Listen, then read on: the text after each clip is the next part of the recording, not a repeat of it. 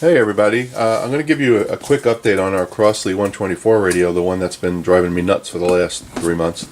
So, with the help of Brendan, again, I'm grateful to have his help, we were able to figure out that the tuning cap, the oscillator section of the tuning cap wasn't working correctly.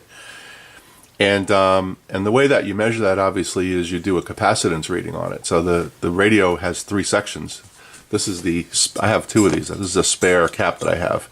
And this one is bad too, which is interesting. So if I do a capacitance reading on this, and for those of you that know about this radio stuff, you know that there's a rotor and a stator. And the stator and the rotor obviously are not touching, right? There's no physical connection. There's not supposed to be.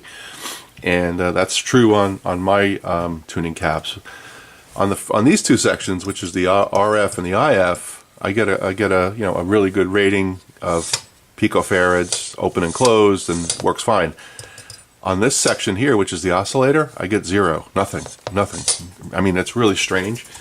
I've checked just about everything here. There's no shorts. Everything is doing what it's supposed to do, but this section just doesn't work. So to prove out my theory, I have a spare tuning cap here from an old radio. I think this is from one of the radios that I made an AM transmitter with. So to test out my theory, what I've done is I took this and connected it just to the oscillator section of the radio.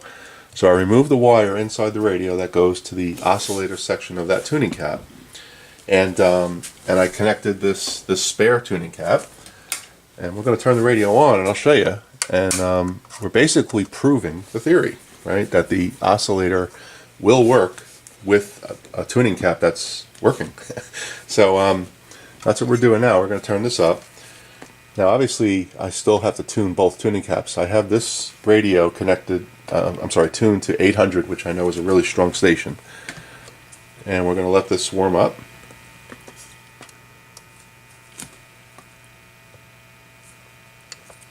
Takes a few minutes here.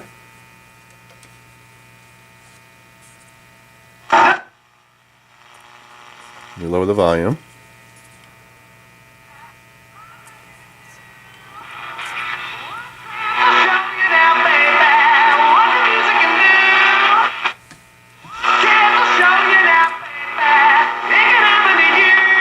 So you can hear that let me turn this down so I don't get a copyright hit. So you can hear that the tuning capacitor is working, right? So I'm going to keep the volume down, and I'm going to do my transistor radio test. I have this radio tuned slightly off station. I'm going to put it right over here and tune this around.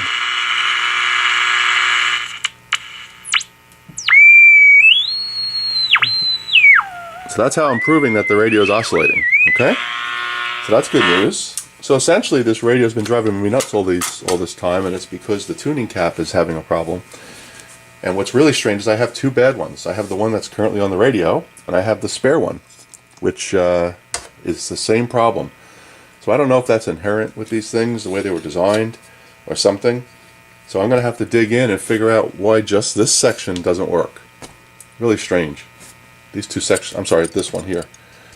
These 2 sections work fine, this one doesn't. That's your oscillator section. So with that, the rest of my work here is going to be try to figure out how to get that tuning cap in working order, and then put it in the radio, and this radio is going to play just fine. This proves that I've done everything the right way, right? The radio is configured correctly, all the caps are in the right places, all that good stuff. So I'm happy about that.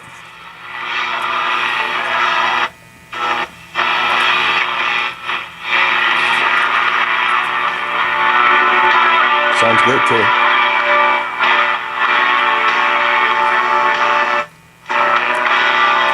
Okay, obviously if you try this yourself, be careful. You've got some fairly high voltage going through there, right? Enough to kill you, or at least hurt you, sting you. I think there's about 100 volts DC in there, so that'll sting. So so that's the story with this radio. So we're in good shape. I will try to get this fixed up, and we'll come back and show you the finished product, and maybe I can explain why the tuning cap wasn't working, but we'll see. And that's the story. All right, hope everybody's doing well, and have a great weekend.